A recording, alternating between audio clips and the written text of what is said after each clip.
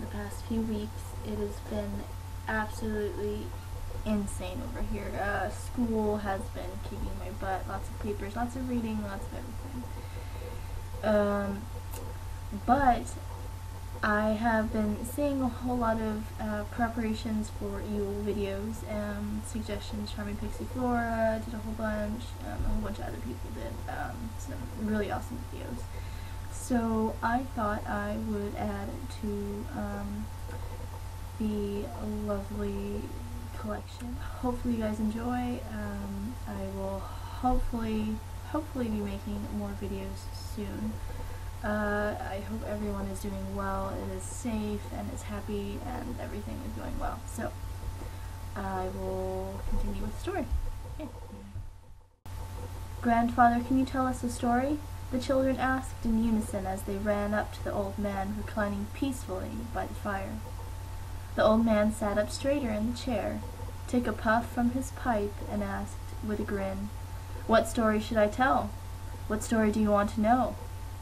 "You there," he said, pointing to one of the children, the smallest. "You haven't had a turn to ask for a story in quite a while, so you pick. Tell me what you want to hear." In a small voice the child said, "Grandfather, can you tell me of the story of the first Yule? I always liked that one the best." With a clearing of his throat and another puff on his pipe, the grandfather started to spin the tale of the first Yule. We all know that Yule is at the end of December, when the night and the day are equal to each other, but the story really starts much earlier. In fact, over a month earlier. For you remember that in August the Harvest Lord laid down his sword of power and went away to Summerland to rest. Well, the goddess missed her husband so much that she began to grow old just with the grief alone, and that is why we have winter, the time when the earth grows barren and cold. Well, the goddess, because of her sadness after a time, left us also and went on a journey to Summerland to try and find him. Now she doesn't die now, she only goes on a vision quest. But she has gone so long at Samhain that her body passes on, and when she is found frozen in the forest 2 weeks later, a wake is held for her in the Holly King's drinking hall. It took over a week for all the fairies and other mourners to come, for they came from all corners of creation. But there was one unexpected guest, an old woman. She was so old that she almost looked like a walking skeleton. So of course everyone there was mean to her out of fright and disgust. Yet when she greeted the Holly King, calling him her son, everyone realized with much fright that this was the goddess returned to him. The very goddess whose death they were there to mourn. So angry was she that she was treated so poorly, the goddess passed a prophecy to the Holly King, that she had within her the Oak King, soon to be reborn. And for rebuking her, the Holly King would pass to Summerland upon the birth of that child.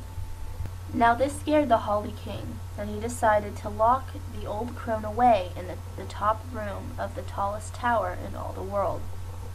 Then he walled up the doors and all but one of the windows, so that she is trapped within the room at the top of this tower.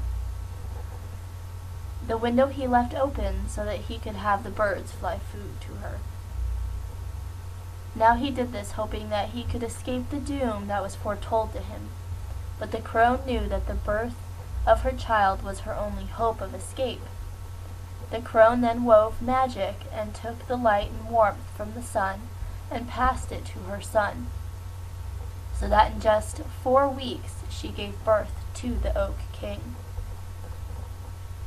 who ever after was also given the name of the Sun King, for he was born fully grown and glowing with a light so bright that it caused the dying of the sun to be reversed. Those 4 weeks of magic are why we light the candles for the 4 weeks before Yule. 1 candle for the first week, and 2 for the second, and so on until we have 4 lit candles on the night of Yule. This represents the glowing and growing light inside her, as outside the sun grew weaker. But the birth was hard on the old crone, so hard that she slipped into a sleep very near to death. So the Sun King, in his anger, thinking that his mother was dead, flew out the lone window as a large golden eagle. All across earth he hunted the Holly King, lord of the wintertime, finally cornering him at the shores of a great ocean. And when he found him, he threw his magical spear at him and destroyed him. The spear hit the Holly King so hard that his body just vanished. But don't worry, for the Holly King simply reappeared in Summerland. When he got there, he found the crone in one of her other aspects, the young maiden. She spoke to him of prophecy and of the wheel of the year. She spoke of the new cycle that had been made in the last year, that the events of the last year would repeat themselves forever and ever. And although the Holly King had passed away now, he now knew that he would return just past the height of summer to take the Sun King's place again. This is why the Holly King, as Santa Claus, brings us gifts every year to make up for the winter that he brings with him. But he only brings presents to good little boys and girls because he wants us to learn not to be mean like he was to the crone on that first night he met her so long ago. Now, back to the Sun King. When he returned to the crone, he saw that she wasn't really dead, but only asleep. So he went out and found a large log, the first Yule log, cut from the largest oak he could find, in hopes that this would revive the goddess. And for their life-giving properties he decorated her room with evergreens, even bringing a tree and decorating it with his light. But all this magic did was make her youthful again, so that now she was a beautiful, youthful maiden. Yet she still slept a deep sleep, almost near death.